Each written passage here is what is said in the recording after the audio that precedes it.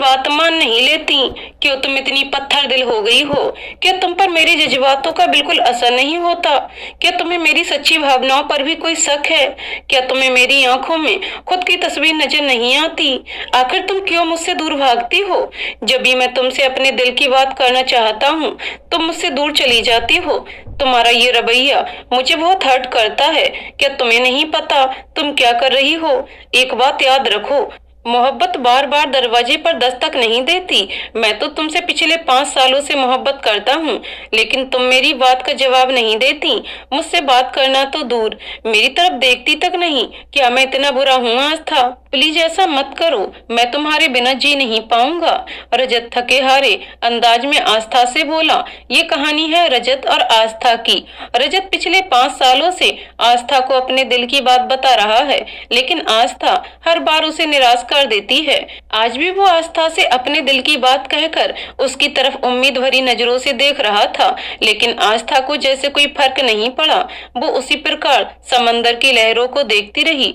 फिर बड़ी ही शांति से अपने शोल्डर कट वालों में हाथ फिराकर बोली, रजत मैंने तुम्हें कितनी बार कहा है हमारे और तुम्हारे रास्ते अलग अलग हैं। खुद को मेरे पीछे बर्बाद मत करो। दुनिया की कोई ताकत मुझे तुमसे नहीं मिलवा सकती। मैं वो खुशनुमा नजारा हूँ जिसे तुम जी भर कर देख तो सकते हो लेकिन छू नहीं सकते।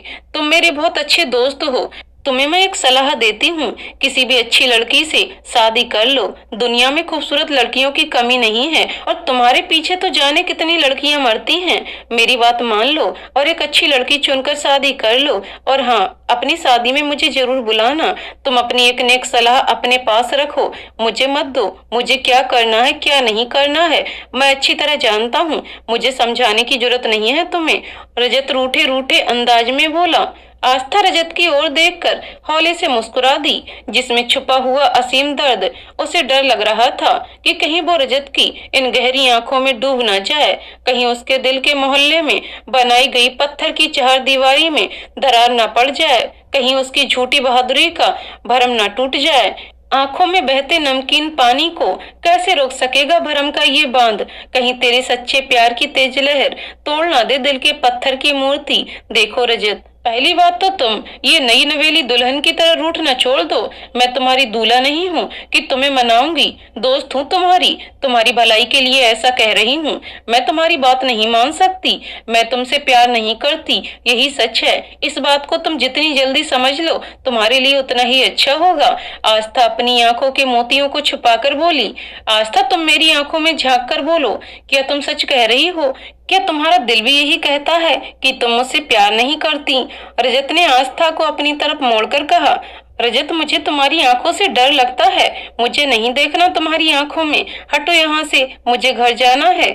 ऑफिस से निकले हम लोगों को बहुत देर हो गई है। तुम्हें तो कोई फिक्र नहीं, लेकिन मेरी मम्मी जरूर मेरी क्लास ले लेंगी, इसीलिए उनकी लंबी चौड़ी डांट सुनने से अच्छा है मैं टाइम पे घर पहुंच जाऊं। आस्था बेपरवाही से बोली। उसे पता था कि अगर उसने रजत की आंखों में झांका तो वह उसकी सच्चाई में डूब जाएगी। तुम ऐसी क्यों हो आस्था? प्लीज मेरे लिए थोड़ा सा खुद को बदल डालो। रजत अपने हाथों की उंगलियों को आपस में मरोड़ते हुए बोला। गुड बाय रजत, मैं चलती हूँ। आस्था ने रजत की बात अनसुनी करते हुए कहा। तुम कभी नहीं सुधरोगी। इतना कहकर रजत लंबे लंबे डग भरता हुआ वहां से चला गया। उसके जाने के बाद आस्था के सब्र का बांध टूट गया। वो अपना चेहरा हाथों में छुपाकर फूट फूट कर रो पड़ी। आई love you Rajat, I love you. उसने बैठकर अपने हाथ से रेत पर रजत का नाम लिखा। तभी एक तेज लहर आई और आस्था को भिगोती हुई उस नाम को मिटा गई। अब रजत की जगह केवल जा दिख रहा था, जो आस्था को मुंह चढ़ा रहा था। क्यों मेरे पीछे खुद को बर्बाद करते हो? मैं वो दरख्त हूँ जिसमें बहार नहीं है। तुम तो खिलता चमन हो दुनिया में। मैं तो पतझड़ हूँ जिससे प्यार नहीं है। आस्था अपने अंदर की टूट फूट को कैसे दिखाए? उसे किसी रिश्ते पर भरोसा नहीं है। उसने बचपन से ही रिश्तों की दरकी हुई दीवारों को देखा है। अपने माँ बाप के बीच घमासान झगड़े को देखा है। माँ की पिटाई देखी है, पिता का गुस्सा देखा है और माँ की तेज जबान देखी है। टूटे हुए कप प्लेट देखे हैं तो फेंका हुआ खाना भी देखा है। माँ के गाल पर बने पापा के थप्पड़ के निशान भी देखे हैं और पापा के नोचे हुए बाल भी। उसकी माँ इंग्लैंड की थी और पापा इंडिया के। हालांकि उसकी मम्मी भी भारतीय थी, लेकिन उसके नाना नानी कई वर्षों पहले इंग्लैंड में व्यापार के सिलसिले में आए थे और वहीं बस गए थे। उनके पास ब्रिटिश नागरिकता भी थी। वहीं आस्था की मम्मी का जन्म हुआ था। वहीं के खुले माहौल में उनकी परवरिश हुई थी। बला की जिद्दी लड़की थी। आस्था की मम्मी अमीषा अपनी हर सही गलत बात मनवाना, दोस्तों के साथ देर रात पार्टी करना, ड्रिंक करना, सिगरेट पीना, ये सारी आदतें उनके अंदर थीं। लेकिन इतनी गलत आदतों के बावजूद उसके अंदर एक खास बात थी, वो सबकी हेल्प करती थी। उसके साथ इंडिया का एक लड़का पढ़ता था, सारांश। वो जाने कितनी मुसीबतों से जूझता हुआ अपनी एक दूर की बुआ के पास इंग्लैंड पढ़ने आया था। बहुत ही मेहनती और ईमानदार लड़का था। उसके अंदर किसी भी प्रकार से एक इंजीनियर बनने की धुन सवार थी, जिसके लिए वो जी तोड़ मेहनत करता था। वो हमेशा खुद में रिजर्व रहता था, ज्यादा किसी से बात नहीं करता था। इतनी फ्रेंड होने के बावजूद भी पता नहीं कैसे अमीषा उसे पसंद करने लगी थी। वो सारांश से बात करने की बहुत कोशिश करती, लेकिन सारांश शर्मीला प्रवृत्ति का था, ज्यादा बात नहीं करता, बस हाँ हूँ में जवाब देता। उसकी माली हालत ठीक नहीं थी, लेकिन वो बहुत ही स्वाभिमानी था। भूखा रह जाता, लेकिन किसी के आगे हाथ नहीं फैलाता। एक बार वो एक हफ्ते तक कॉलेज नहीं आया, तब अमीषा उसका पता लगाते लगाते एक दोस्त के साथ उसके ठिकाने पर पहुंची। उसका ठिकाना क्या था? 3 सेट से बने हुए 2 कमरे, जिसमें एक में उसकी बुआ रहती थी और दूसरे कमरे में वो रहता था। वहीं पढ़ना लिखना, खाना पीना, सोना सब कुछ था। वहां रहने के एवज में उसे उस घर का सारा काम करना पड़ता था। उसकी बुआ बीमार रहती थी, इसलिए सब कुछ उसी को करना पड़ता था। इतना सब कुछ करने के बाद भी वो अपनी पढ़ाई में कोई बाधा नहीं आने देता था। अमीषा ने उसकी बुआ को अपना इंट्रोडक्शन दिया तो बुआ उसे शक की निगाहों से देखने लगी कि इतनी मॉडर्न लड़की सारांश से मिलने क्यों आई है। खैर, वो उसे सारांश के कमरे में ले गईं। वहां सारांश बिस्तर पर बेसुध होकर पड़ा हुआ था। रूम अस्त व्यस्त था। कॉपी किताबें इधर उधर फैली हुई थी। खाना ढका हुआ एक कोने में रखा था, जिसमें से बदबू आ रही थी, मानो 1-2 दिन का बासी खाना हो। एक फ्रिज तो दूर, साधारण सा पंखा भी नहीं था वहाँ। अमीषा ने बुआ से पूछा, आंटी जी, सारांश को क्या हुआ है और कमरे की ऐसी हालत क्यों है? सारांश 1 हफ्ते से बुखार में तप रहा है। मैं चल फिर भी नहीं सकती, इसीलिए उसके लिए दवा भी नहीं ला पाई। मैं तो अपाहिज हूँ बेटा, कैसे कुछ कर सकती हूँ? जो पैसे थे खत्म हो गए। पेंशन आने में अभी देर है। न घर में राशन है और न मेरी दवाएं। अब तो हम दोनों मौत का इंतजार कर रहे हैं। इसके अलावा कर भी क्या सकते हैं? सारांश की बुआ ठंडी सांस भरकर बोली, आंटी जी, मैं अभी आपका सारा सामान मंगवा देती हूँ, आप चिंता मत करिए। इतना कहकर अमीषा ने अपने ड्राइवर को भेजकर 1 महीने का सारा सामान मंगवा दिया और सारांश को हॉस्पिटल में भर्ती करवा दिया। सारांश 1 हफ्ते एडमिट रहा। तब तक अमीषा रोज उससे मिलने आती रही। सारांश ने अमीषा से पूछा, अमीषा जी, आपने मेरे लिए इतना सब कुछ क्यों किया है? मेरे पास तो खाने का ठिकाना नहीं, मैं हॉस्पिटल का चार्ज कैसे दे पाऊंगा? सारांश, मैंने हॉस्पिटल का बिल भर दिया है। मुझे पता है कि तुम बहुत स्वाभिमानी हो, इसलिए मैंने बिल के बदले में अपनी एक लिस्ट बनाई है, जिसे तुम्हें किसी भी हाल में पूरा करना पड़ेगा। अमीषा ने मुस्कुराते हुए कहा। सारांश ने अमीषा की दी हुई लिस्ट देखी तो उसे जोरदार झटका लगा। वो भौचक्का होकर अमीषा की तरफ देखने लगा। गरीबी वो चादर है मेरे दोस्त, जो ढक लेती है हर अच्छाई को। लोग चादर हटाकर नहीं देख पाते उसमें छुपे एक सच्चे इंसान को। सच्ची तो कहा है मैंने। गरीबी इंसान के लिए सबसे बड़ा अभिशाप है। उसकी योग्यता, उसकी सच्चाई, ईमानदारी, सब कुछ इसके नीचे खो जाता है। सारांश भी एक मध्यम वर्गीय परिवार से था, जो इंग्लैंड में अपनी बुआ के पास पढ़ने आया था। उसके माता पिता थोड़ी सी संपत्ति छोड़कर स्वर्ग सिधार गए थे और उनकी अंतिम इच्छा थी कि वो विदेश जाए और इंजीनियर बने। सारांश ने अपने माता पिता की इच्छा पूरी करने के लिए ही जी जान से मेहनत की थी और अपने रिश्तेदारों से कुछ उधार लेकर अपनी दूर की बुआ के पास आ गया था। उसकी बुआ अकेली रहती थी। वो अपनी बुआ की देखभाल करता और घर का सारा काम करता। बुआ की पेंशन से घर का खर्च चलता था, लेकिन वो इतनी कम थी कि उससे सारे खर्च पूरे नहीं हो पाते थे। सारांश को अक्सर भूखा रहना पड़ जाता था। उसकी बुआ गठिया रोग से पीड़ित थी, इसलिए वो बाजार आदि का काम नहीं कर पाती थी। करने से सारांश बीमार पड़ गया। उसे टाइफाइड हो गया था। बाजार जाने वाला कोई नहीं था और न ही खाना बनाने वाला, इसलिए सारांश और उसकी बुआ 2 दिन से भूखे थे। अमीषा ने उनके लिए राशन का इंतजाम किया और सारांश को हॉस्पिटल ले गई। जब सारांश ने बिल के बारे में जानना चाहा तो अमीषा ने एक लिस्ट उसे पकड़ा दी और कहा कि बिल के बदले में तुम्हें इस लिस्ट की लिखी बातों को मानना पड़ेगा। सारांश डर गया। उसने जब लिस्ट पढ़ी तो वो आश्चर्यचकित रह गया। लिस्ट में लिखा था कि मैं अमीषा भारद्वाज जीवन भर के लिए सारांश मिश्रा को अपनी जिंदगी में शामिल करना चाहती हूँ। दिल के मोहल्ले में अपना घर बनाना चाहती हूँ। यही मेरी जिंदगी की पहली और आखिरी इच्छा है। सारांश, क्या आप मेरे दिल के मोहल्ले में अपना घर बनाना पसंद करेंगे? सारांश एकटक अमीषा की तरफ देख रहा था, मानो उसने कोई असंभव बात कह दी हो। उसने अपना सिर 2 बार झटका। उसे लगा मानो वो कोई सपना देख रहा हो। कहाँ सारांश, जिसके पास खाने का ठिकाना नहीं, रहने के लिए घर नहीं। उसको अमीषा जैसी अमीर लड़की अपना हमसफर बना रही थी, लेकिन वो सपना नहीं था, हकीकत थी। अमीषा उसके सामने बैठी हुई शर्म से सिर झुकाए मुस्कुरा रही थी। सारांश ने अमीषा से कहा, अमीषा जी, आप जानती हैं कि मेरे और आपके स्टेटस में काफी फर्क है। मैं एक बेरोजगार निर्धन लड़का जो कि किसी प्रकार से अपनी पढ़ाई पूरी कर रहा हूँ, वो भी उसे नहीं लगता कि पूरी हो पाएगी। और आप एक अच्छे खानदान की इकलौती बेटी हैं। कोई भी संबंध अपने बराबर वालों से करना चाहिए।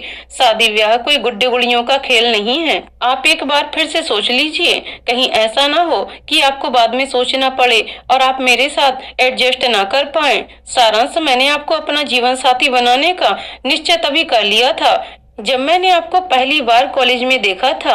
आपकी मासूमियत और अच्छे स्वभाव ने मेरे दिल में जगह बना ली थी। मैंने अपनी इच्छा आपके सामने रख दी है। उस लिस्ट की और बातें शादी के बाद लागू होंगी। अमीषा ने मुस्कुराते हुए कहा, ठीक है, अगर आपकी यही इच्छा है तो मैं अपनी बुआ से बात करके आपको बताता हूँ। लेकिन इससे पहले मैं ये जानना चाहता हूँ कि क्या आपके मम्मी पापा इस बेमेल विवाह के लिए राजी होंगे? क्या उन्हें मुझ जैसे गरीब और बेरोजगार युवक को अपना दामाद बनाने में कोई शर्म महसूस नहीं होगी? सारांश ने अमीषा से अपने मन की दुविधा को समझा दिया। सारांश, आप इस बात की चिंता मत करिए। मेरे मम्मी पापा ने आज तक मेरी एक भी बात नहीं टाली। वो मेरी बात जरूर मानेंगे, और अगर वो फिर भी नहीं माने तो भी कोई भी मुझे आपसे शादी करने से नहीं रोक सकता। मेरे माँ पापा को मेरी जिद के सामने झुकना ही पड़ेगा। आखिरकार मैं उनकी लाडली बेटी हूँ। मेरी खुशी से बढ़कर उनके लिए क्या हो सकता है? अमीषा ने सारांश को दिलासा दिया। सारांश को अमीषा के साथ शादी करने में कोई प्रॉब्लम नहीं थी। वो उसकी गलत आदतों के विषय में बिल्कुल नहीं जानता था, क्योंकि कॉलेज में वो किसी भी प्रकार की राजनीति से दूर रहता था, सिर्फ अपनी पढ़ाई पर ध्यान देता था।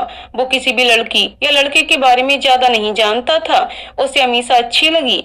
उसका हेल्पिंग नेचर बहुत पसंद आया, इसीलिए वो उसे शादी करने के लिए तैयार हो गया। हॉस्पिटल से घर आकर जब उसने अपनी बुआ से अमीषा के बारे में बात की तो बुआ ने कहा, बेटा, मैं तुम्हें शादी के लिए मना नहीं करूंगी, लेकिन मेरी बूढ़ी आंखें देख रही हैं कि अमीषा के परिवार वाले इस शादी के लिए राजी नहीं होंगे। और दूसरी बात, अमीषा और तेरे रहन सहन में काफी फर्क है। आगे चलकर तुम दोनों में मनमुटाव ना हो, इस बात का डर लगता है।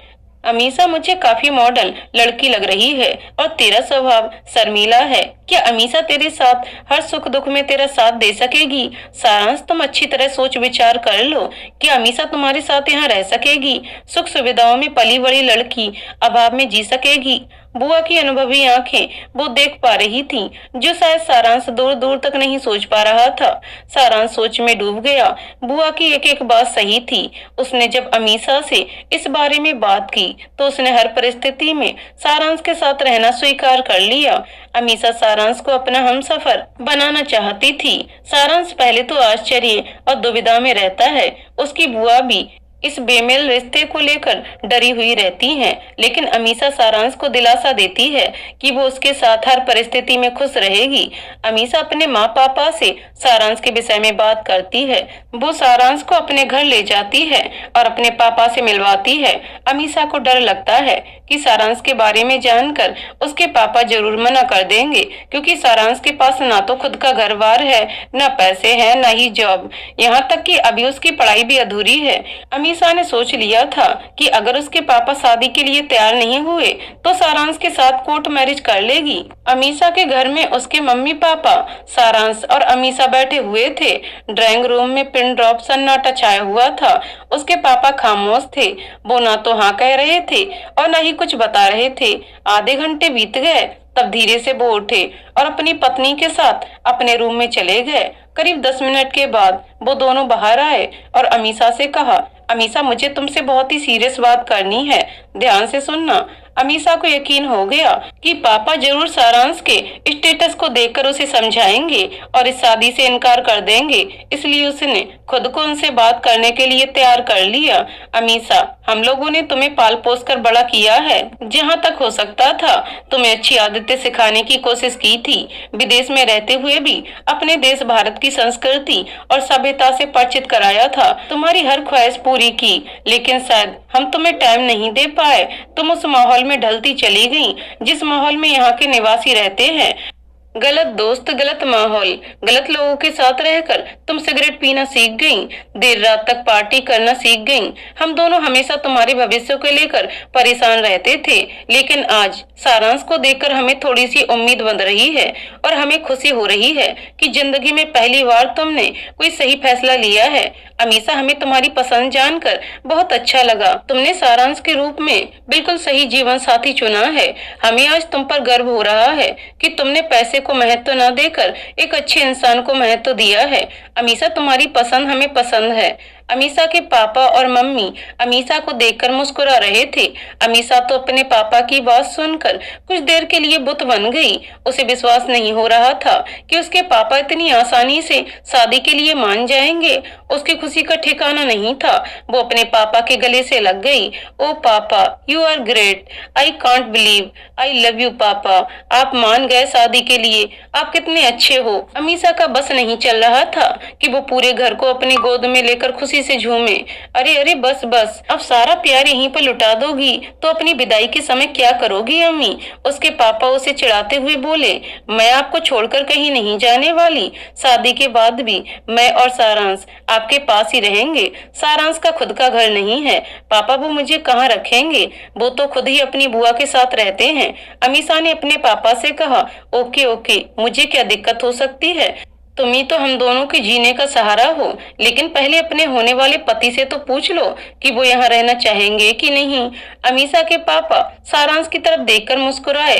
अमीषा ने सारांश की तरफ प्रश्नवाचक दृष्टि से देखा। सारांश एक बार फिर से दुविधा में पड़ गया था। अभी तो उसकी पढ़ाई भी पूरी नहीं हुई थी, जॉब तो दूर की बात थी।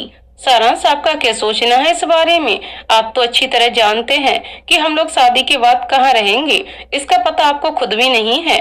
बुआ जी के साथ ही हम लोग कब तक रह सकते हैं, और हमें अब यहाँ भी सब कुछ देखना है। पापा का बिजनेस भी अब आपको ही संभालना होगा। हम दोनों के अलावा मम्मी पापा का है ही कौन? सारांश, अगर हम दोनों अब मम्मी पापा के पास रहें तो कैसा रहेगा? आखिर अब हमें ही तो इनकी देखभाल करनी है। अमीषा ने सारांश को समझाते हुए कहा। सारांश कुछ समय तक सोचता रहा। उसे अमीषा की बात सही लगी। आखिर शादी के बाद वो लोग कहाँ जाएंगे? अंकल जी, मैं अमीषा से शादी करने के लिए तैयार हूँ और आपके साथ हम लोग हमेशा रहने के लिए भी तैयार हैं, लेकिन मेरी एक शर्त है। अमीषा और उसके मम्मी पापा ने सारांश की ओर प्रश्न सूचक दृष्टि से देखा। सारांश सबको अपनी ओर देखता हुआ पाकर मुस्कुराता है और कहता है कि अंकल, मेरी शर्त ये है कि मैं ये शादी तभी करूंगा जब आप मुझे मेरे पैरों पर खड़े होने की इजाजत देंगे, और मैं यहाँ रहूंगा जरूर, लेकिन अपने पैसों से अमीषा की सारी फरमाइशें पूरी करूंगा। हम और अमीषा पहले अपनी पढ़ाई पूरी करेंगे, इसके बाद शादी करेंगे। अमीषा के मम्मी पापा के चेहरे पर संतुष्टि भरी मुस्कान आ जाती है, लेकिन अमीषा नहीं मानती। वो सारांश से अब एक पल के लिए भी दूर नहीं रहना चाहती थी। अब ये प्रेम स्थायी था, यह महज कुछ दिनों का आकर्षण था, ये तो वक्त के गर्भ में था। अमीषा सारांश से कहती है, नहीं सारांश, हमारी शादी अभी होगी, आप शादी के बाद भी पढ़ाई करते रहना। और रही बात जॉब की, तो पापा का बिजनेस आपको ही तो संभालना है, तो अब आप ऑफिस जाएंगे। और हाँ, अब आपको पढ़ाई करने की भी कोई जरूरत नहीं है। आपको अब पैसे की कमी है क्या? मैं तो अब पढ़ाई नहीं करूंगी, मेरा मन नहीं लगता। सारांश अमीषा के प्यार को देखकर अपना निर्णय बदल लेता है और सब कुछ वक्त के हाथ में छोड़ देता है। उस समय वह ये भी भूल जाता है कि उसे इंजीनियर के रूप में देखना उसके माता पिता का सबसे बड़ा सपना था। और कुछ ही दिनों में धूमधाम से अमीषा और सारांश की शादी हो गई और इसी के साथ शुरू हुआ अमीषा और सारांश के हकीकत के दिन। करीब 1 साल तक उन दोनों के बीच सब कुछ ठीक रहता है। अमीषा सारांश के बिना एक पल भी नहीं रह पाती थी। उसके ऑफिस जाने के बाद सारा दिन उसका इंतजार करती थी। हर महीने सारांश के साथ किसी न किसी टूर पर निकल जाती थी। सारांश जो कि बहुत ही मेहनती और ईमानदार लड़का था, उसे भी दौलत की चकाचौंध ने अंधा कर दिया। वो अब दोनों हाथों से पैसे लुटाने लगा। शराब, शबाब और कबाब तीनों का शौकीन बन गया। अमीषा के मम्मी पापा बहुत दुखी रहने लगे। उन्होंने सारांश के विषय में जो अनुमान लगाया था वो गलत निकला। ऐसे ही धीरे धीरे समय बीतता गया। अमीषा को अब लगने लगा था कि सारांश उससे प्यार नहीं करता, सिर्फ दिखावा करता है। उसने सारांश से जब इस बारे में बात की तो उसने बेशर्मी से हंसते हुए कहा, अमीषा बेगम, दौलत के दर्शन तो तुम्ही ने मुझे कराए थे। अब मैं उस देवी की पूजा ना करूं तो कैसे काम चलेगा? मैं बेशुमार दौलत में आलीशान बंगला, ये लग्जरी कारें, ये सब किसके लिए हैं? मेरे लिए ही तो। अब तुम्हारे बूढ़े मम्मी पापा तो ऐश करेंगे नहीं, उन्हें तो अब बस 2 रोटी खाकर पड़े रहना है। ऐश तो अब मैं करूंगा, मेरी अमीषा करेगी। है अम्मी, अमीषा को काटो तो खून नहीं। उसने सारांश की ईमानदारी और सच्चाई पर ही फिदा होकर उसे शादी की थी और सारांश की हकीकत ये निकली। उसे बहुत गहरा सदमा लग गया। उसने उस रात भर सिगरेट फूंकी, शराब पी और उसी हाल में बेसुध होकर सो गई। सुबह जब उसकी नींद खुली तो एक नया दृश्य उसके सामने था। उसके मम्मी पापा दोनों अपने कमरे में मृत पाए गए। उन्होंने सारांश के बर्ताव से दुखी होकर आत्महत्या कर ली थी या फिर कुछ और था। उन्हें मरने पर मजबूर किया गया, इस बात का पता नहीं चल पाया। पोस्टमार्टम की रिपोर्ट में भी ऐसा कुछ नहीं निकला जिसके आधार पर सारांश पर शक किया जा सके। सारांश ने बिजनेस पर अपना पूरा अधिकार कर लिया था। पावर ऑफ अटॉर्नी पर उसने पहले ही साइन करवा लिए थे और पूरे स्टाफ को अपने तरफ में ला लिया था। अब वो खुलेआम पैसों के साथ खेलने लगा।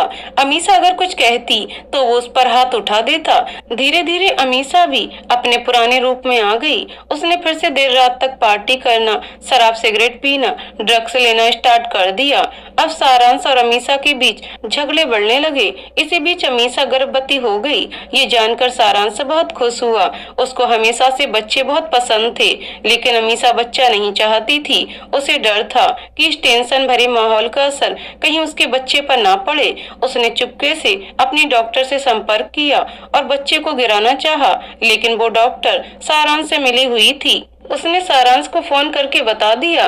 सारांश हॉस्पिटल से अमीषा को ले गया और बच्चा हो जाने तक उसे घर के अंदर ही बंद करके रखा। उसकी देखभाल के लिए उसने एक नर्स रख दी। अमीषा ने एक सुंदर सी बेटी को जन्म दिया। सारांश की खुशी का कोई ठिकाना नहीं था, लेकिन अमीषा को उससे कोई मतलब नहीं था। अमीषा पूरी तरह से शराब में डूब चुकी थी। उसे अब ना तो सारांश की कोई फिक्र थी और न ही उसके बच्चे की। सारांश अब अपनी बेटी के साथ समय बिताता। उसने अपनी बेटी का नाम प्यार से आस्था रखा था। आस्था की देखभाल के लिए उसने एक आया का इंतजाम कर दिया। आस्था धीरे धीरे बड़ी हो रही थी और अपने मम्मी पापा के बीच होने वाले झगड़ों को देख रही थी। सारांश जब अमीषा पर हाथ उठाता तो अमीषा चीख चीख कर उसे गालियां देती थी और अब तो वो सारांश पर हाथ भी उठा देती थी। आस्था उन दोनों को देखकर सहम जाती और आया की गोद में दुबक जाती। आस्था धीरे धीरे बड़ी हो रही थी। अब वो कॉलेज में आ गई, लेकिन उसके मम्मी पापा के बीच के झगड़े वैसे ही थे। एक दिन आस्था कॉलेज में थी, तभी उसकी माँ का फोन आया जिसमें वो जोर जोर से रो रही थी। आस्था परेशान हो गई। उसने अपनी माँ से रोने की वजह पूछी तो अमीषा ने जो कहा आस्था के लिए बहुत ही दर्दनाक था। एक चेहरे में छिपे कई चेहरे होते हैं जो दौलत देखकर रंग बदल देते हैं। सारांश के ऊपर मुफ्त की दौलत ने ऐसा जादू कर दिया कि वो सब कुछ भूल गया, अपने माँ बाप के सपने, अपनी पढ़ाई, सच्चाई, ईमानदारी। अमीषा भी अपने पुराने रूप में आ गई थी। बेटी होने के बाद सारांश में थोड़ा परिवर्तन आया, लेकिन अब अमीषा बहुत आगे जा चुकी थी। उसे किसी का भी कोई ख्याल ना था, ना तो आस्था का और ना सारांश का।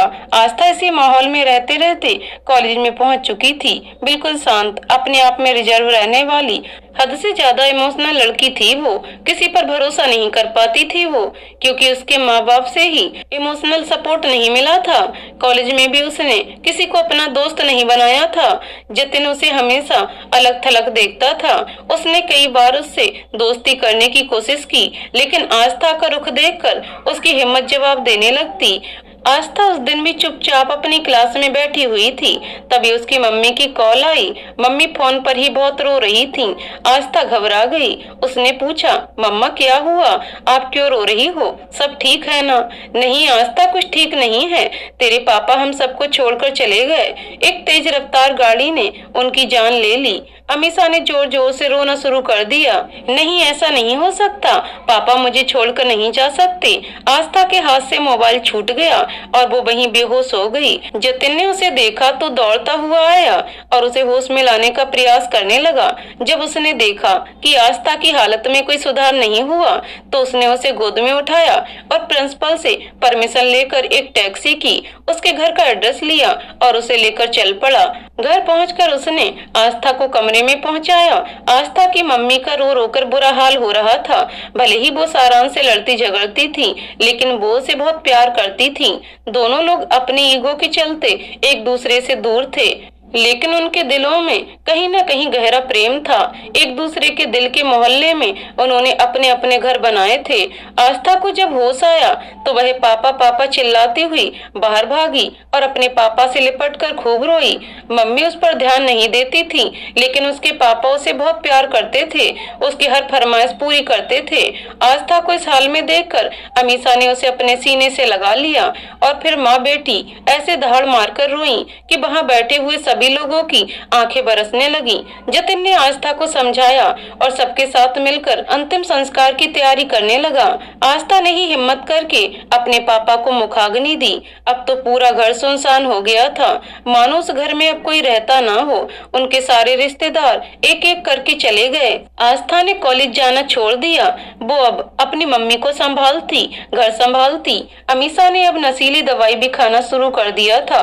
वो सारांश की यादों को भुलाने के लिए उसने दिन रात शराब पीनी शुरू कर दी और सारी धन दौलत अपने दोस्तों में खर्च करनी शुरू कर दी। आस्था ने अपनी मम्मी को बहुत समझाने का प्रयास किया, लेकिन वो नहीं मानी। जब तक अमीषा के पास पैसा था, उसके रिश्तेदार और दोस्त उसके पास आते रहते और अमीषा खुले हाथों से पैसे लौटाती रही। लेकिन जब सारे पैसे खर्च हो गए तो धीरे धीरे उनके दोस्तों ने उनसे किनारा करना शुरू कर दिया।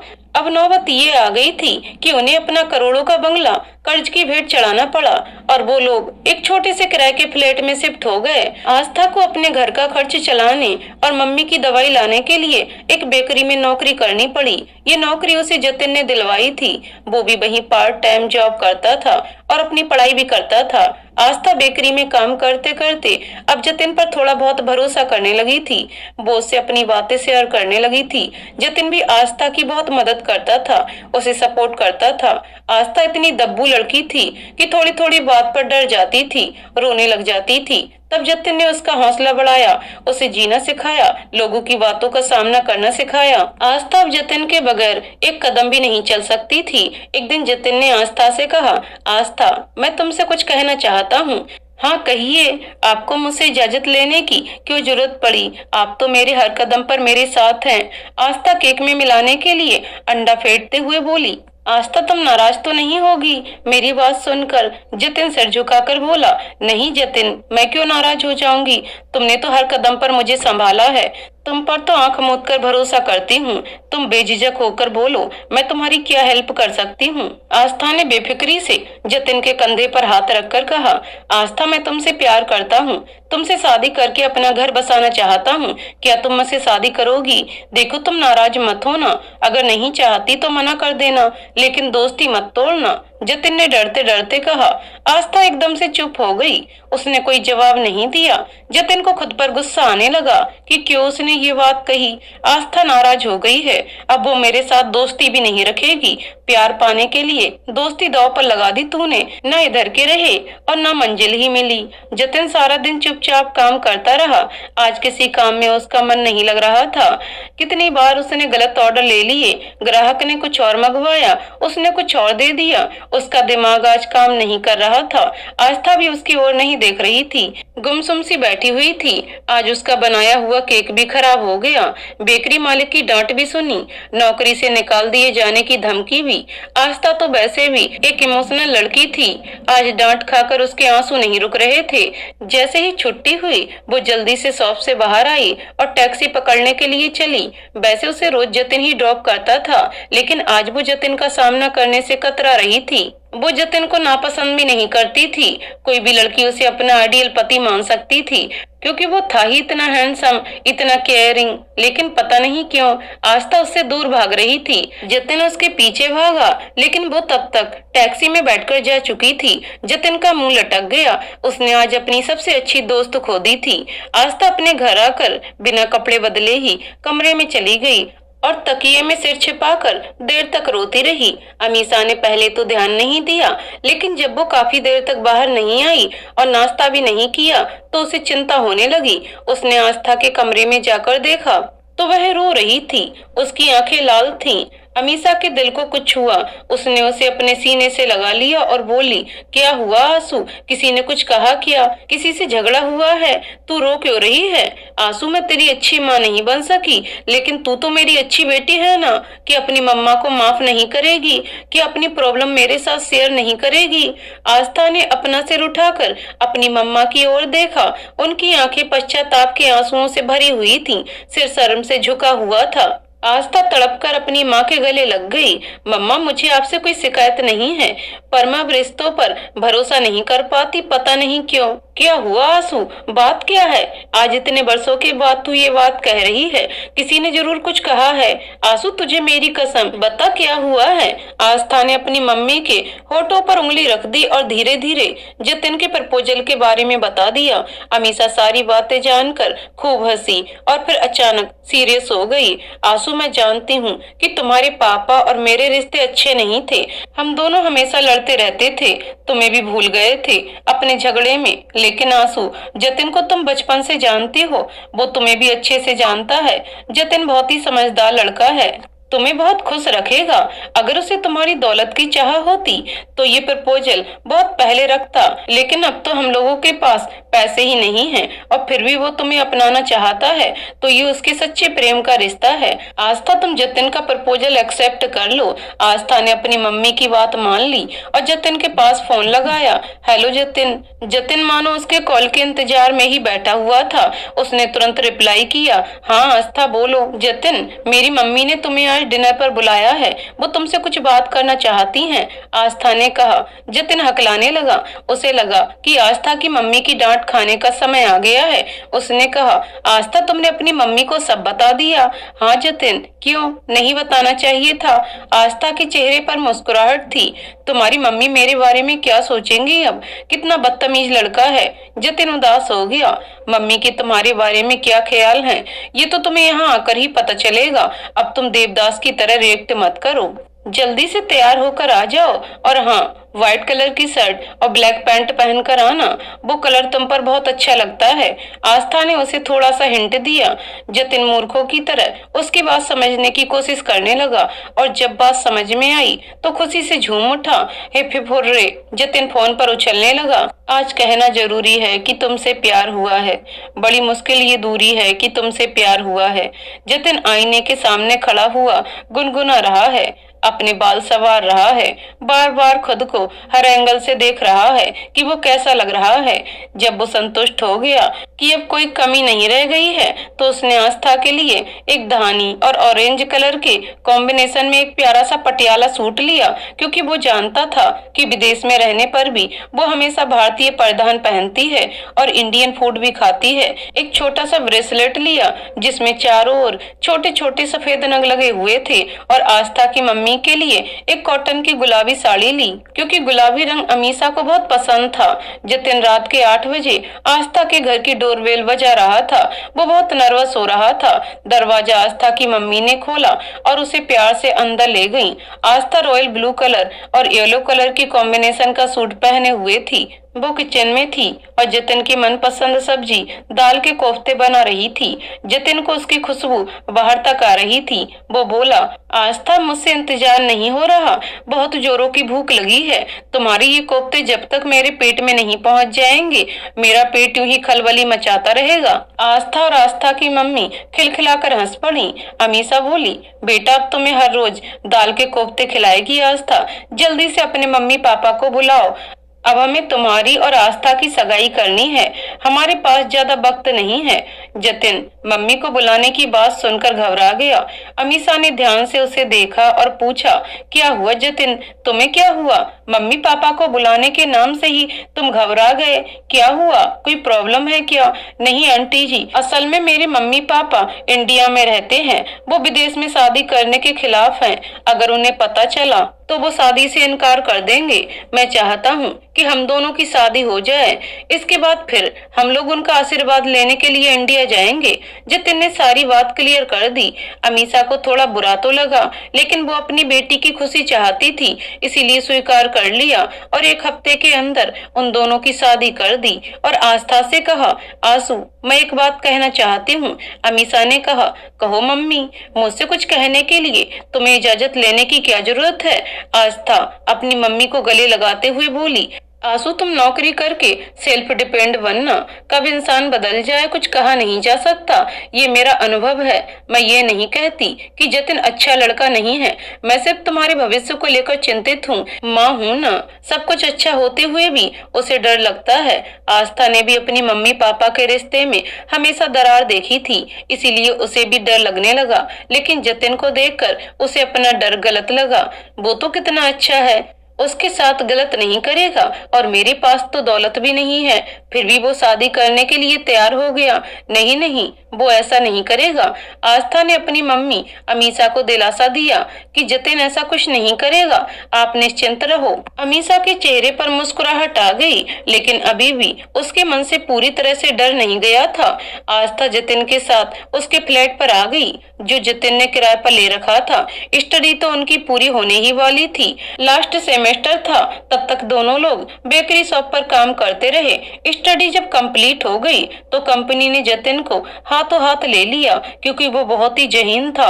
आस्था से भी जतिन ने नौकरी करने को कहा, लेकिन उसे नौकरी नहीं करनी थी। अब उसे अपना घर संभालने में अच्छा लगता था। धीरे धीरे 1 साल हो गया। जतिन की तरक्की हो गई। वो अपनी कंपनी का मैनेजर बन गया। अब वो बहुत बिजी रहने लगा था। रात को भी देर से आता और सुबह जल्दी निकल जाता। आस्था जब शिकायत करती तो वो अपनी मजबूरी बता देता और कहता, आस्था, हमने बहुत गरीबी देखी है। आज अगर हमें अमीर बनने का मौका मिल रहा है तो हम इस मौके को हाथ से क्यों जाने दें। मुझे पता है कि मैं तुम्हें टाइम नहीं दे पाता, लेकिन ये सब मैं तुम्हारे लिए ही तो कर रहा हूँ। आस्था उसकी बात समझती थी, लेकिन उसे अकेलेपन से डर लगता था। एक दिन जतिन ऑफिस से घर आया तो उसने कहा, आस्था, मैं तुम्हें कुछ कहना चाहता हूँ। हाँ जतिन, बताओ। मेरे मम्मी पापा की तबीयत बहुत ज्यादा खराब है। पता नहीं वो कब तक जिए। क्या मैं कुछ दिन के लिए इंडिया जाकर उन्हें देखा जतिन ने रोते हुए कहा। हाँ जतिन, क्यों नहीं, तुम्हें जरूर जाना चाहिए। और तुम्हें ही क्यों, मुझे भी जाना चाहिए। ऐसा करती हूँ, मैं पैकिंग करती हूँ, तुम इंडिया की फ्लाइट का पता करो। आस्था ने कहा, नहीं आस्था, यही तो मेरी मजबूरी है कि मैं तुम्हें अपने साथ नहीं ले जा सकता। मेरे माता पिता पुराने ख्यालों के हैं। वो कभी भी एक विदेशी को अपनी बहू के रूप में स्वीकार नहीं करेंगे। जतिन ने अपने हाथ की उंगलियां मरोड़ते हुए कहा। आस्था ने उसकी बेबसी समझी और उसे अकेले जाने की इजाजत दे दी। जतिन ने उसे एक कंपनी में जॉब दिलवा दी ताकि वो अकेलापन महसूस ना करे, और उसकी माँ को आस्था के पास रख दिया। अमीषा के मन में खटका हुआ। उसने आस्था से कहा कि वो भी जतिन के साथ इंडिया जाए, लेकिन आस्था ने उन्हें समझा दिया, फिर से काली रात के आने को है, गमों की काली घटा के छाने को है। क्यों घने हो रहे हैं डरावने अंधेरे, खुशी घर छोड़कर क्या जाने को है। जतिन आस्था को समझा बुझाकर इंडिया चला गया। आस्था यहाँ अकेली रह गई। वो रोज जतिन को फोन करती, उसके माँ बाप का हाल पूछती। जतिन उससे जल्दी जल्दी बात करता और फोन रख देता। आस्था जब उसके मम्मी पापा से बात करना चाहती तो वो उसे बहाना बनाकर टाल देता। आस्था को समझ नहीं आ रहा था कि वो ऐसा क्यों कर रहा है। वो अब बहुत चुप रहने लगी थी। ऑफिस में भी काम के सिवा जल्दी किसी से बात नहीं करती। ऑफिस का एक ड्रेस कोड था जिसमें सभी को शर्ट ब्लेजर और पैंट में ही आना होता था। किसी भी प्रकार का कोई मेकअप नहीं। आस्था की शादी इतनी कम उम्र में हो गई थी, ऊपर से ऑफिस की ड्रेस, वो एकदम मासूम सी बच्ची लगती थी। उसी ऑफिस में रजत काम करता था जो इंडिया से ही आया था और अब यहाँ पर 2 साल की ट्रेनिंग के लिए आया था। उसने ऑफिस में जब गुमसुम सी लड़की को देखा तो पहली नजर में ही उसका दीवाना हो गया। उसकी उदास सी आंखें हमेशा नम रहती थीं, हमेशा खुद में खोई रहती थी। ना किसी से कुछ बोलना, ना हंसना, बस अपने आप में ही बिजी रहना। लंच टाइम में भी वो किसी के साथ अपना लंच शेयर नहीं करती। रजत उससे बात करने की बहुत कोशिश करता लेकिन वो उसे जरा भी लिफ्ट नहीं देती थी। रजत को उसके बगैर कुछ अच्छा नहीं लगता था, लेकिन आस्था को इन सब से कोई मतलब नहीं था। वो सिर्फ जतिन को लेकर परेशान रहती थी। जतिन ने ना तो अपना एड्रेस दिया था और न ही वो उससे डेली बात ही करता था। आस्था जब उसके पास कॉल करती तो हाँ हूँ में ही जवाब देता और कोई ना कोई बहाना करके फोन रख देता। आस्था को समझ में नहीं आ रहा था कि जतिन आखिर ऐसा क्यों कर रहा है। इंडिया में ऐसा क्या हुआ जो जतिन वहां जाते ही बदल गया। वो टेंशन में थी। अमीषा भी बहुत परेशान थी। उनका डर सा छो रहा था। आस्था आज बस स्टैंड पर खड़ी थी। मूसलाधार बारिश हो रही थी, बस अभी नहीं आई थी। वो बारिश से बचने की नाकाम कोशिश कर रही थी। तभी अचानक उसके सिर के ऊपर छतरी लेकर कोई खड़ा हो गया। आस्था ने पीछे मुड़कर देखा तो रजत था। आप यहाँ कैसे? आस्था नर्वस थी। वो अपने चारों ओर देख रही थी, कहीं कोई उसे देख तो नहीं रहा। घबराइए नहीं, मैं भी ऑफिस ही जा रहा था। आपको भीगते हुए देखा तो इधर आ गया। बारिश बहुत तेज है, आइए टैक्सी से चलते हैं। मुझे भी तो ऑफिस ही जाना है, साथ चलते हैं। बस का तो कहीं अता पता नहीं है। रजत ने उसे घबराए हुए देखकर जल्दी से कहा कि कहीं वो उसे गलत ना समझ ले। नहीं, आप परेशान ना हो, मैं चली जाऊंगी ऑटो पकड़कर, आस्था ने धीमे स्वर में कहा और बिना उसका जवाब सुने आगे बढ़ गई और जल्दबाजी में सड़क पार करने लगी। उसने पीछे से आती हुई बस को नहीं देखा। तभी रजत दौड़ कर आया, उसे धक्का दे दिया। जब तक वो कुछ समझ पाती तब तक रजत का एक पैर बस के पहिए के नीचे आ चुका था। बस के ड्राइवर ने इमरजेंसी ब्रेक लगाए भी थे लेकिन होनी तो हो चुकी थी। रजत भी सड़क में बेहोश पड़ा हुआ था। आस्था बदहवास होकर एम्बुलेंस को फोन लगा रही थी। आते जाते राहगीर उसकी हेल्प कर रहे थे। जैसे ही एम्बुलेंस आई वो तुरंत रजत के साथ हॉस्पिटल चल दी। समय से पहुंच जाने पर रजत की जान बच गई। पैर को भी ज्यादा नुकसान नहीं हुआ था, केवल अंगूठा और 2 उंगलियां काटनी पड़ी। अगर वो नहीं काटी जाती तो हो सकता था कि पूरे पैर को ही नुकसान हो जाता। जल्दबाजी और परेशानी में वो मम्मी और जतिन के पास फोन भी नहीं कर पाई। ये तो अच्छा हुआ कि स्टाफ के लोगों को उसने बता दिया और उसकी एक कलीग सृष्टि ने उसके घर वालों को भी बता दिया। उसकी मम्मी तुरंत हॉस्पिटल पहुंच गई। आस्था ने उन्हें सारी बातें बताई। अमीषा को रजत के बारे में जानकर बहुत दुख हुआ। पूरे 12 घंटे बाद रजत को होश आया था और सबसे पहले उसने यही सवाल पूछा था कि आस्था कैसी है, उसे चोट तो नहीं आई, वो ठीक है ना। नर्स और डॉक्टर समेत सारे लोग मुस्कुरा रहे थे। नर्स ने बताया, सर आप दोनों की जोड़ी बहुत अच्छी है। पता है सर, आपकी वाइफ ने कल रात से भी कुछ नहीं खाया है, आपके पास ही बैठी थी। आप बहुत लकी हैं सर, जो इतनी केयरिंग बीवी आपको मिली है। कहते हुए नर्स ने रजत और आस्था की तरफ देखा। आस्था को देखकर डर गई। आस्था उसे घूर रही थी। सिस्टर, ये मेरे पति नहीं है, हम दोनों एक साथ ही ऑफिस में काम करते हैं। आस्था ने हर शब्द चबाकर कहा। Oh I am really sorry ma'am, मुझे नहीं पता था, नर्स ने एक्सक्यूज करते हुए कहा। रजत आस्था की ओर बेखुद होकर देखे जा रहा था। आस्था ने रजत की ओर देखा और कहा, आप मुझे इस तरह घूरना बंद कीजिए और बताइए कि आप क्या खाएंगे। मैं डॉक्टर से पूछकर आपके लिए कुछ लेकर आती हूँ। आस्था, आपने कल रात से कुछ भी नहीं खाया, मेरे लिए इतना परेशान रही आप, मैं कैसे अपने आप को माफ कर पाऊंगा। रजत ने कहा, रजत जी, आपने मुझे बचाने के लिए अपने आप को मौत के मुंह में ढकेल दिया और मैं चाहकर भी आपका एहसान नहीं चुका सकती।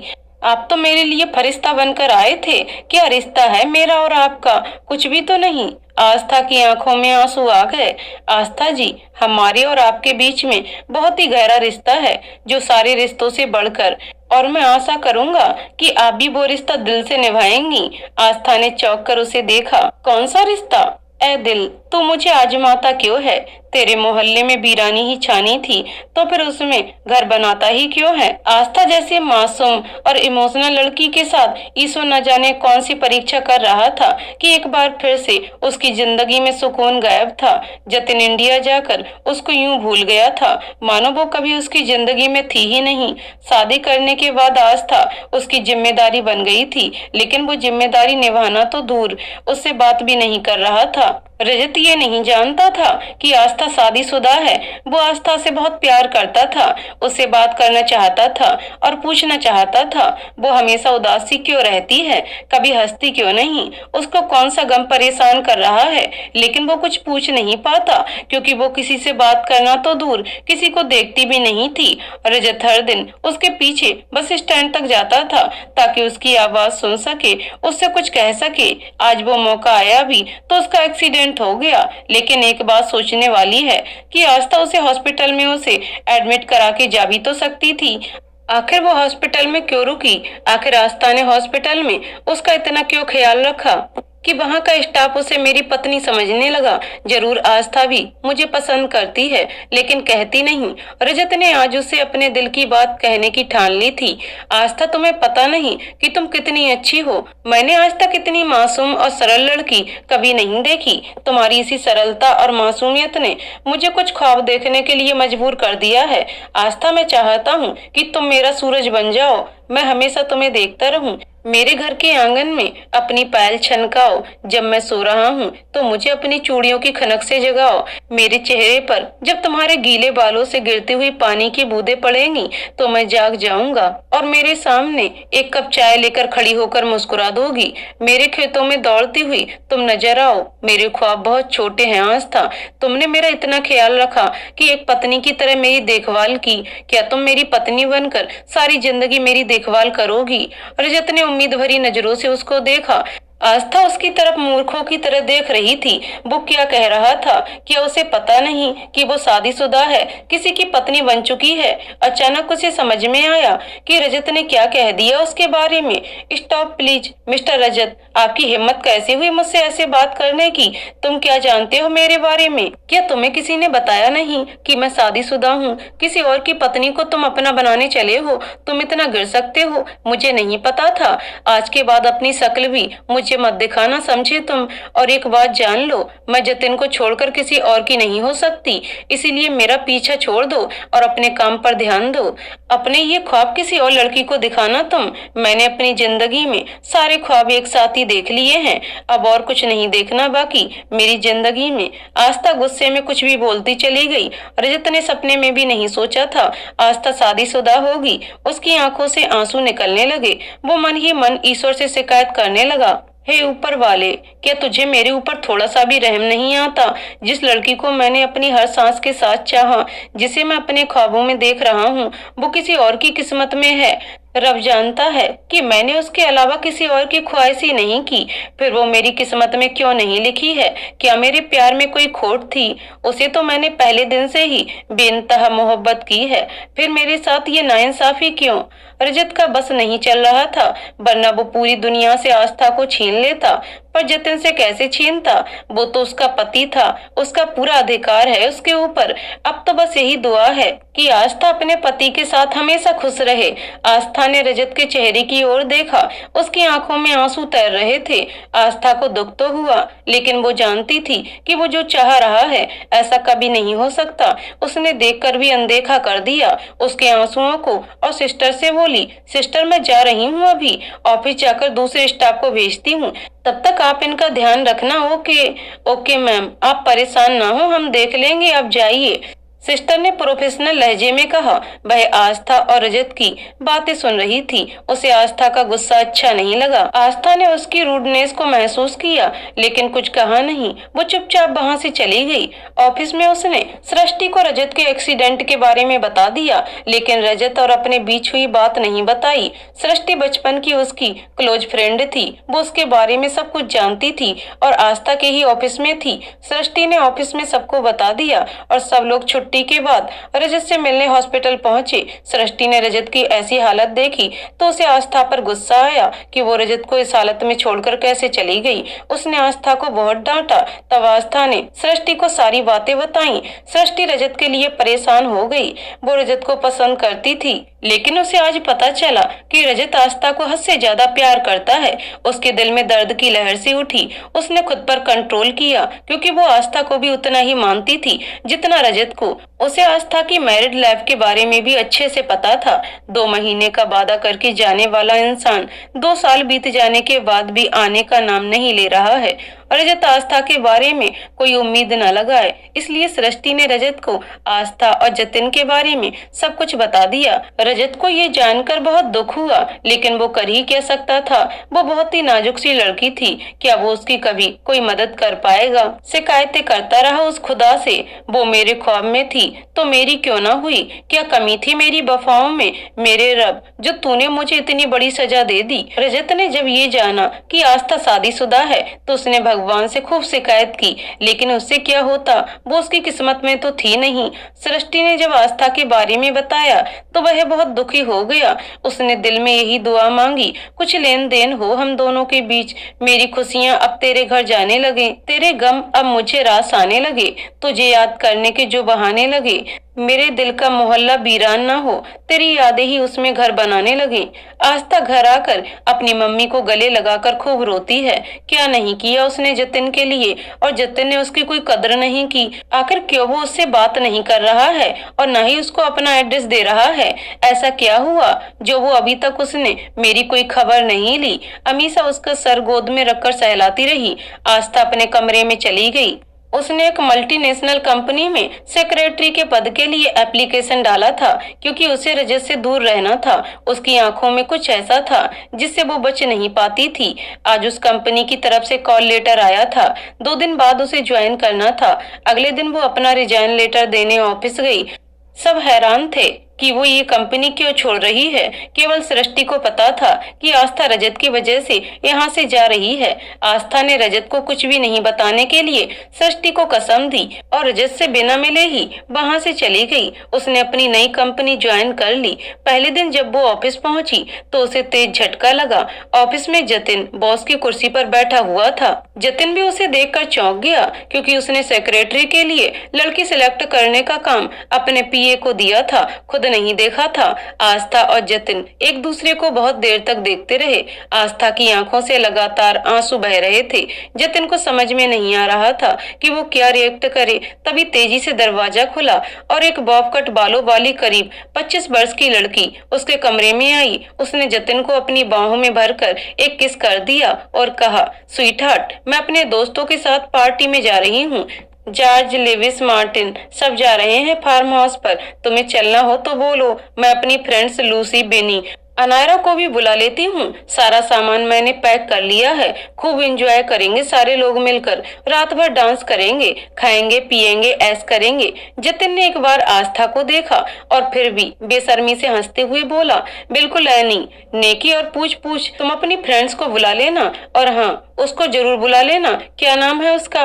मायरा। क्या मस्त लड़की है, कितना अच्छा डांस करती है, मजा आ जाएगा।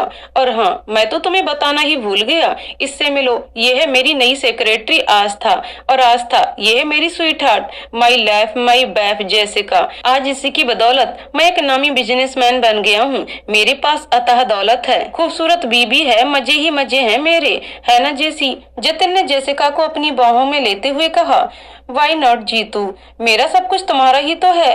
ओके, तुम अपनी नई सेक्रेटरी के साथ टाइम पास करो, मैं चलती हूँ। जब सारा अरेंजमेंट हो जाएगा तो मैं तुम्हें कॉल कर दूंगी। जेसिका ने आस्था की ओर देखते हुए मुस्कुराकर कहा और जतिन को एक फ्लाइंग किस करते हुए चली गई। आस्था को ऐसा लग रहा था मानो वो कोई ख्वाब देख रही हो। जतिन ने उसके सामने चुटकी बजाते हुए कहा, ओ हेलो मैडम, कहाँ खो गई हो? ये हकीकत नहीं है, सच्चाई है। मैं जतिन हूँ, लेकिन तुम्हें मेरे बारे में बिल्कुल अंदाजा नहीं। अब तुमसे क्या छिपाना? मैं पैसे का पुजारी हूँ। मैं औरतों के पास एक खास मकसद से जाता हूँ, जिनसे मुझे कुछ फायदा होने वाला होता है। तुमसे पहले और तुमसे बाद न जाने मेरी कितनी गर्लफ्रेंड रह चुकी हैं, न जाने कितनी वाइफ बन चुकी हैं। कॉलेज में मैं कभी पढ़ने गया ही नहीं। तुम उस समय मेरे लिए एक मोहरा थी यहाँ विदेश में अपने पैर जमाने का, क्योंकि तुम्हारे पास ब्रिटिश नागरिकता थी। और जब मेरा मकसद हल हो गया तो मैंने एक नए शिकार की खोज शुरू कर दी। अब तुम्हारे पास था ही क्या? आस्था बिल्कुल बुत बनकर खड़ी थी और जतिन को सूनी आंखों से देख रही थी। जतिन का बोलना जारी था, आस्था, मैं इंडिया नहीं गया, तुम्हें छोड़कर नई खोज पर निकल गया। वैसे एक बात तो मानना पड़ेगा, तुम बहुत ही सीधी सादी लड़की हो, बिल्कुल मासूम सी। तुमसे अच्छी बीबी मुझे नहीं मिल सकती थी, लेकिन मुझे बीबी बदलते रहने का शौक है, इसीलिए सॉरी स्वीट हार्ट। अब तुम मेरी सेक्रेटरी हो। वाइफ का लाइसेंस अब जेसिका को मिल गया है।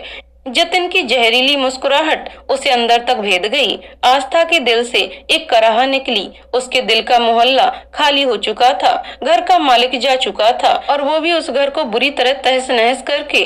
धोखे की तेज भूकंप ने जतिन के घर की इमारत पूरी तरह ढा दी।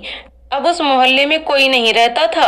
आस्था ने एक दर्द भरी निगाह जतिन के चेहरे पर डाली और वहां से निकल आई। वापस अपने पुराने ऑफिस आई और सृष्टि को बुलाकर उसके गले लगकर खूब रोई। उसके सब्र का बांध टूट गया था। कितना सहती, कितना बर्दाश्त करती, आखिर वो भी तो एक इंसान ही थी। सृष्टि की भी आंखें भर आईं। रो तो कोई और भी रहा था, जो उसके पीछे खड़ा हुआ उसकी बातें सुन रहा था। रजत से अब रहा नहीं गया। वो कल ही डिस्चार्ज होकर आया और मना करने के बावजूद उसने ऑफिस ज्वाइन किया, केवल आस्था को देखने के लिए। लेकिन यहाँ आकर पता चला कि आस्था ने रिजाइन दे दिया है। तब से वो पागलों की भांति आस्था का पता लगा रहा था। दूसरे ही दिन आज अचानक फिर से आस्था को देखकर उसे लगा कि कुछ तो गड़बड़ है। इसीलिए वो सृष्टि और आस्था के पीछे पीछे चला आया था और सारी बातें सुनकर वो सृष्टि के पास आया और बोला, सृष्टि, अब मैं आस्था की एक नहीं सुनूंगा। मैं इसे अपनी जिंदगी बनाना चाहता हूँ। तुम मेरी लाइफ में दूर दूर तक नहीं हो रजत। मेरे पीछे अपनी लाइफ बर्बाद मत करो। किसी अच्छी लड़की से शादी कर लो। मेरी तो शादी हो चुकी है। मैं इतने धोखे खा चुकी हूँ कि अब मुझे किसी पर भरोसा नहीं होता, आस्था ने टूटे हुए लहजे में कहा। रजत और सृष्टि ने उसे बहुत कोशिश की समझाने की, लेकिन वो नहीं मानी। धीरे धीरे 5 साल बीत गए। रजत उससे अपने दिल की बात कहता रहा और आस्था इनकार करती रही। आज समंदर के किनारे भी रजत फिर से आस्था से यही बात कर रहा था, लेकिन आस्था के इस बार भी इनकार कर देने से वो बुरी तरह टूट गया था। उसे अब अपनी जिंदगी से कोई लगाव नहीं था। आस्था को इन 5 सालों में रजत के ऊपर पूरा भरोसा हो गया था, लेकिन वो अपने आप से डरती थी, कहीं वो रजत के लिए कोई मुसीबत ना खड़ी कर दे। तभी उसने पीछे मुड़कर देखा तो रजत थके हुए कदमों से धीरे धीरे समुंदर की ओर बढ़ रहा था। आस्था को कुछ गलत होने का एहसास हुआ। वो उसके पीछे भागी। तभी एक तेज लहर आई और रजत को समंदर के अंदर ले गई। आस्था ये देखकर जोर से चिल्लाई, रजत, आई लव यू। मुझे छोड़कर ऐसे नहीं जा सकते तुम। तुम्हें लौटना होगा। शायद ये उसकी सच्ची दुआ का असर था कि एक दूसरी लहर अपने साथ रजत को भी समंदर के किनारे छोड़ गई। मानो समंदर को भी आस्था के ऊपर तरस आ गया हो। आसपास के लोग वहां आए और रजत के पेट से पानी निकालने लगे। इसके बाद उसे हॉस्पिटल में एडमिट कराया गया। जब रजत को होश आया तो आस्था ने रजत को देखकर उसे यही सवाल पूछा, क्या तुम मेरे दिल के मोहल्ले में अपना घर बनाना पसंद करोगे? मुझे तुम्हारा जवाब चाहिए, वो भी हाँ में। रजत का चेहरा खुशी से खिल उठा। उसने जवाब दिया, हाँ बिल्कुल, मैं तुम्हारे दिल के मोहल्ले में अपना घर बनाऊंगा और अब उसमें तुम चारों तरफ 4 दीवारी बना देना। उस दिल के मोहल्ले में बस हम दोनों होंगे और कोई नहीं। इतना कहकर उसने आस्था को सीने से लगा लिया। आस्था भी खुश थी। अब उसके दिल का मोहल्ला बस गया था। उसे सही मकान मालिक मिल गया था। दोस्तों कहानी यहीं पर समाप्त होती है। तो दोस्तों आपको कहानी कैसी लगी कमेंट करके जरूर बताइएगा।